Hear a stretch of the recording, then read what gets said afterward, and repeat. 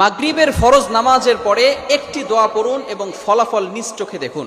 কোনো ব্যক্তি যদি মাগরিবের ফরজ নামাজের পরে এই ছোট্ট দোয়াটা পড়তে পারে, আল্লাহ পাক রব্বুল আলামিন ওই বান্দাকে বিপদ আপদ থেকে হেফাজত করবেন। শুধু তাই নয়, আল্লাহ পাক রব্বুল আলামিন তার উপরে 10টি নেকি আল্লাহ পাক রব্বুল আলামিন তার আমলনামায় দিয়ে দিবেন। আল্লাহ পাক রব্বুল আলামিন তার 10টি গুনাহ মাফ করে দিবেন। আল্লাহ পাক রব্বুল আলামিন তার 10টি মর্যাদা বুলন্দ করে দিবেন।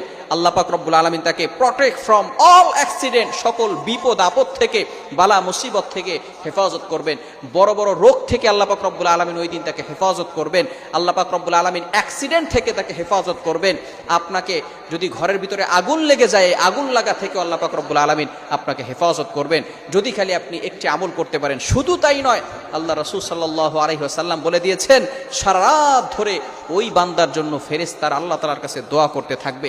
শুধু তাই নয়, 4 জন গোলাম আজাদ